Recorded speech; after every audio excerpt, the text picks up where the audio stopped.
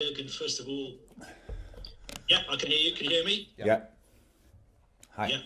First of all, Jürgen, injury-wise, what kind of shape are you in going to this game on Sunday? Will you have anybody available who's been out injured? Okay.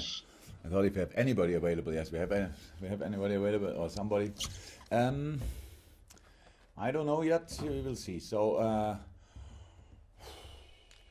Trent and Nabi will do the first steps in team training today. Um, Whatever we can do with that, that depends to how it looks and stuff like this. We had some niggles and after the game against Ajax. Obviously, we have to see how they respond. So far, they didn't do a lot apart from treatment and stuff like this. So we have to see how that develops. So I don't know in a moment. Apart from Nabi and Trent, nobody is coming back now. Ox looks really promising, but that's obviously he's doing a lot of stuff. He's doing the warming up with the team now, some ball work, a lot of stuff. But we will develop that now over the next few days and weeks, days, and I will see from which moment on it makes sense to throw him in. But yeah, he's not too far away. So you think there's a chance that Naby and Trent could play? There's a chance that Naby and Trent can be in a squad, I would say. If they can play, I don't know.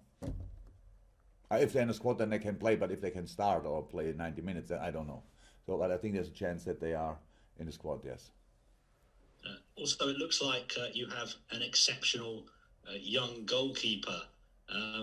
How do you think he would rise to the challenge if he starts against Wolves on Sunday? He looked good, but he is a really calm person, and he will not.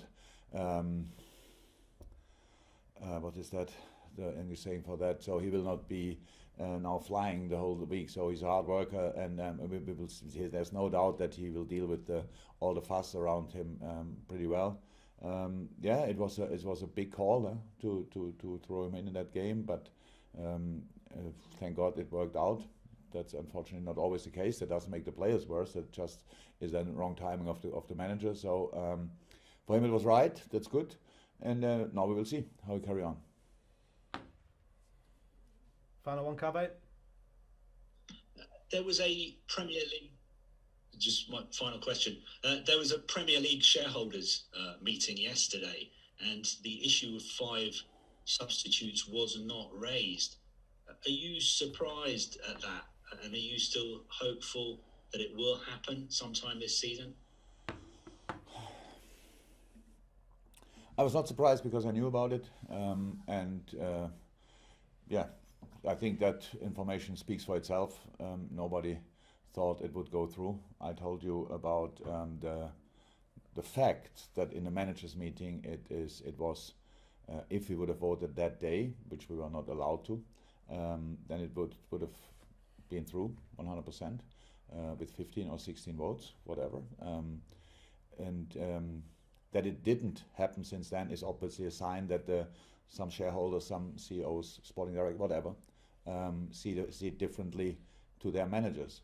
That's now not a really good sign, to be honest, because it shows then it's absolutely these people now really ignore the player welfare. The coaches don't do that anymore, but these people do it, and that's not okay. But if you don't have a chance to vote for it, then you have to accept that for the moment. But because it's about player welfare, by the way, mental health and player welfare, so it's a whole package. We will not stop fighting for it. So because it's just the right thing to do. I got numbers from the Scottish League. They had so far in the season, they had 65% substitutions to I'm not sure what is it for load management, 30% for tactical reasons, and 5% for injury reasons. These numbers are, even when I don't have the English numbers in the moment, because it takes a while obviously until we get them, that will look completely different here. And how I said, when people tell me now that we don't make enough changes anyway, the problem is with we have actually the 3 subs is actually, if you're 100% only a two sub rule in the moment, because the third sub you always have to keep. Sometimes two subs you have to keep, because you see on the pitch that so many players are on the edge, yet you don't know who will go down first, and that's the problem. So you cannot make early changes, otherwise you finish the games with 9 or 10 players, and the Premier League is too strong for that. I know what people said about it, and maybe when I was kind of disappointed, angry, whatever. In some moments, I'm not. It's just the right thing to do, and I'm pretty sure, and it is a fact. In the latest, I'm sure we will discuss that early again, because of the influence of the three subs. Only three subs. Now all the teams have to play from now on all 3 days, pretty much. That will be massive for all teams from now on, because now everybody will feel the difference to other seasons. And next summer, it will become a problem for Gareth Southgate, because all the players Gareth wants to pick are obviously play international football, most of them. The few Aston Villa players not, but I think pretty much all, maybe Leeds not, Phillips, but most of them have played so far 3 times a week, will do that from February on again. Play now 3 times a week all the time. So Gareth will get what we can give him. And if we stick with 3 subs, then it's for him, then he has a problem then. So it's an FA problem, in my understanding. And Scott Parker mentioned that in our managers meeting. He said, from a Fulham point of view, he has to say 3 subs is better, because 5 would be an advantage for bigger squad, stuff like this. But he doesn't think we should vote about it. He thought we should just decide about it, not us, obviously, just the Premier League or the FA. And so only because we didn't vote yet, or nobody voted yesterday, that doesn't make the problem smaller. The problem stays, and it's not about Liverpool. I don't have in a moment really 5 players to change, so I can bring kids and stuff like this. That's all okay, and it's our problem. Nothing to do with the general problem. But it's about all the players, and it's about load management and nothing else. And load management not for getting an advantage, load management for dealing with the problem, what this COVID situation obviously is for football as well, dealing with the situation in the best possible way. And we cannot just ignore it because some people say that it would be an advantage for others, because it's not about an advantage. I cannot say it often enough. I heard now that Gary Neville said that I didn't understood it, but can't remember what he exactly said. But it's not about Liverpool. Whatever he thinks, then it's maybe an evidence how he would deal with a situation like that. But he cannot think, or should not think, that I'm like him, because I'm not like him, and I speak about all the players and not only the Liverpool players. Okay, Simon Crabtree for PLP. Hi, Jürgen. Hi. Hi, we're all making small steps forward as human beings at the moment, and this weekend, for the first ever time since Liverpool became Premier League champions, there will be 2,000 very lucky and I'm sure very excited supporters able to cheer you on at Anfield as well. So how good will that be for you, for the players, and just for Liverpool fans in general, and football fans in general? I hope it will be a great experience for all of us, to be honest. I don't know. How I said before, as a player, I played very often in front of 2,000 people. They were not always in the best mood, to be honest. So 2,000 people can create a bad mood. I remember that very well. So, but after that long break, I think our fans will be in the best possible shape. And what we always said, when you go to Anfield, it's not important how many you are. It's all about how big your influence will be. And I hope that 2,000 people can be really influential, to be honest, that they really help. They should, first and foremost, they have to enjoy the game. So I don't hope that if they see the first pass, which will not arrive from player A to player B, that they think, oh my God, again, stuff like this. They just should be happy that they are in the stadium again. I am very happy that we have them there. And yeah, let's make the best of it. I get the impression from the lucky people who I've managed to speak to or read about online that they are genuinely excited about it. And I saw that one of them said it felt like being at the first ever football match again, because it's felt like forever. So I'm going to pick your brains a little bit. Can you remember the first time that you ever went to a football match as a fan, and what it was like and how that made you feel? It was I watched my local team as often as possible. So, but that was a non-league team. My first professional football match I watched was 100% at Stuttgart. I was a little kid. My granny made me a jumper, which looked like the match kit of Stuttgart. Was a bit itchy, but it was still the nicest jumper I ever had in my life. And yeah, I have memories. I can't remember the game, the opponent, to be honest, but I was probably only 5, 6 years old, so it's a really long ago. But I can remember the excitement that always, because I couldn't go very often, played myself and for other reasons. And when it was possible, then I was excited already 3, 4, 5 days before and spoke about it probably for the next 4 weeks. So yeah, I was a good supporter. I enjoyed the game. I was never angry in the stadium. I remember that. Thank you. Juliet, BBC. Jürgen, just following on from that, because you're obviously Premier League champions and fans haven't had a chance to see the trophy, will the club be doing anything different? Or will they present the trophy? Will there be an opportunity to see that trophy? I don't think so, but in these kind of things, at least so far, I was not involved, to be honest. But I didn't hear anything. I don't think so. So we come on. Now we make the first step. So, and why should now the first 2,000 see it, and then the next 3, 4, 5, 10,000 hopefully don't see it, and stuff like this. We will find a moment when we show it. It's still here or wherever, I don't know. And we will find a date where most of our fans are able to see. And by the way, they saw it already on television only. But that's more for most of the fans in the world like this. So we will find the appropriate moment. The answer is no, Juliet, by the way. It won't be. So. The answer is no. Okay. Yeah. Is that it? Fantastic. Yes, okay. that's all. No problem. Okay, we'll go to James from TalkSport and then to Ian Kennedy from BBC Merseyside. Jürgen, you've had 4 full days off between the Ajax match, or you will have 4 full days off between the Ajax match and the Wolves game. Just how significant is that? Just how beneficial is it to have that period of time of recovery between Ajax and what's going to be a huge game on Sunday? Yeah, it will be a huge game. No, it's absolutely was great and necessary as well. So we don't have 4 days off, by the way. We just don't play.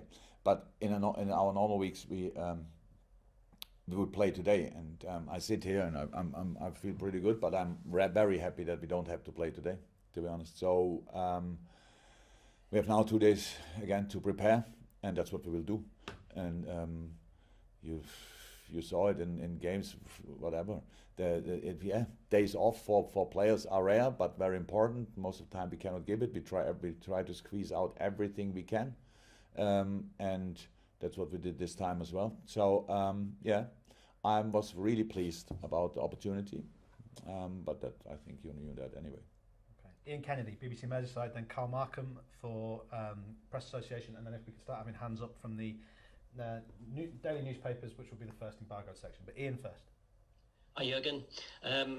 Very good game in prospect against Wolves. I think since they came up, they've finished 7th and 7th again. They're 7th at the moment. They've shown really great consistency since coming into the Premier League. And even though they've got injury problems, obviously Raul Jimenez we know about and things like that, they've done remarkably well, haven't they? And I know you're a big admirer of what they've done there.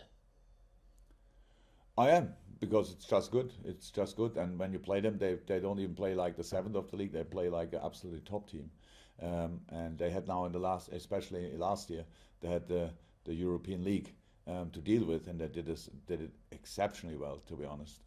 Played there well, and then that's a really tough task, even after getting promoted only a year ago before that. So absolutely outstanding.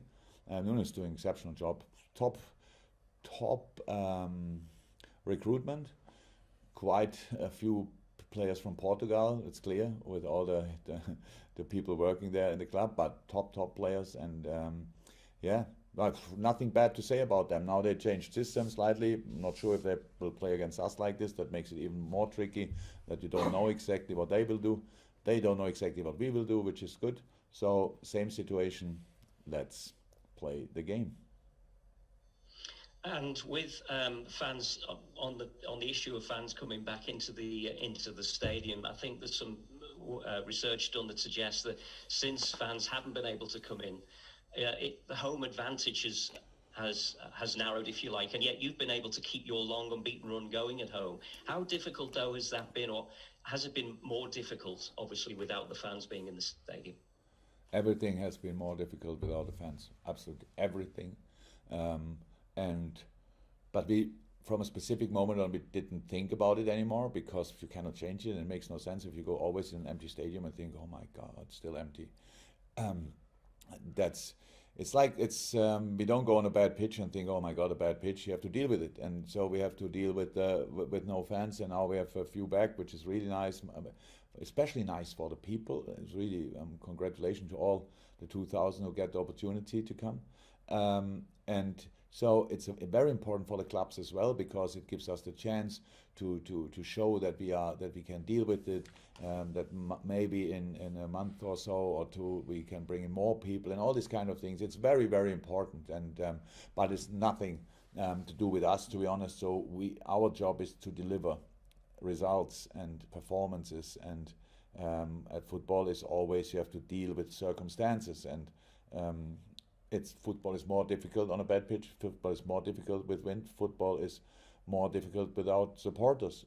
That's how it is, and it's not even half as enjoyable. And but still football, and we enjoyed it as much as we could so far. And now we hope we all together can do this even a bit more.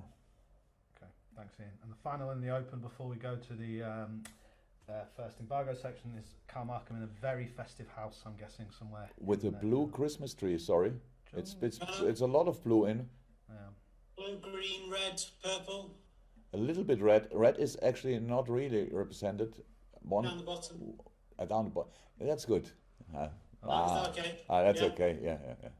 Beautifully done, Carl. Your questions, and then we'll go to the embargo section. It's a Nico Williams, Jordan Henderson double question, really. On Tuesday, we could hear how Jordan, who has been nominated for Sports Personality of the Year, sort of talked Nico through the game. He was encouraging him all the time.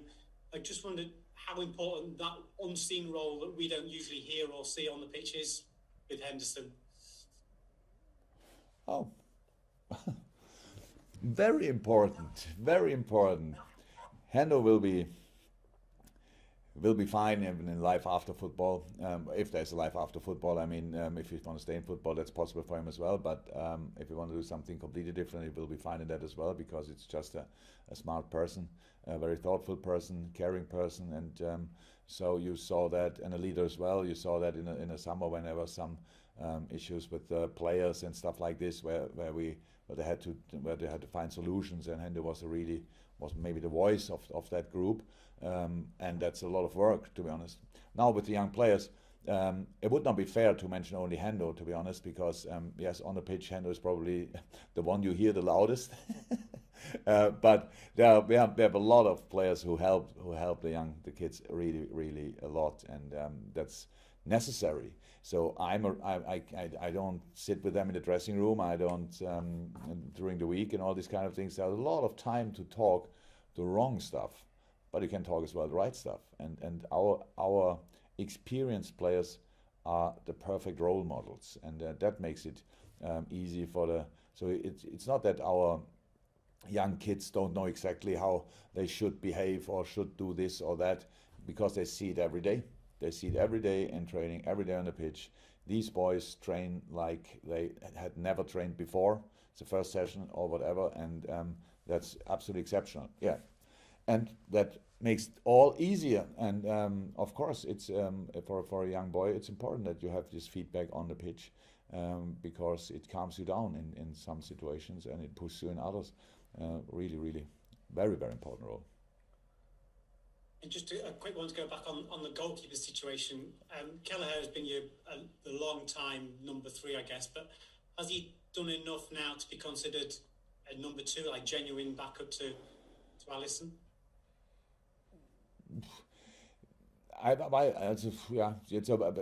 Yes, he has, but it's that in life we have to prove things. That's unfortunately like this. But Cruyff is a sensational, talented goalie. So, and for goalies it's really difficult. Goalies have to wait. They can be exceptional. Have to wait for their chance, because there's only one goalie on the pitch. And if this goalie plays for 10 years in a row, then it's pretty difficult. You can be still a wonderful goalie, nobody will see it. So now he got the chance, and I think he convinced everybody. He didn't have to convince us, obviously, that we thought it will be like this, but he convinced everybody, and that's good. But Adrian doesn't deserve just to write him off now. There's no reason for that, and he supported Cruyff in an exceptional way. After he got information that he will not start, he behaved unbelievable. So really respect for that. I have a lot of respect for that. Expected it actually, but anyway, a lot of respect for it. And Cruyff did well. So and yeah, there are not a lot of reasons which I could mention in this moment to say he will not start against Wolves. But there is training in between. There are other things. He has to stay fit. We have sessions. So all this kind of stuff. So, but he has done enough to convince me. But he did that already, months and years ago. But sometimes you have to wait for the right moment, and we thought the right moment came on Tuesday.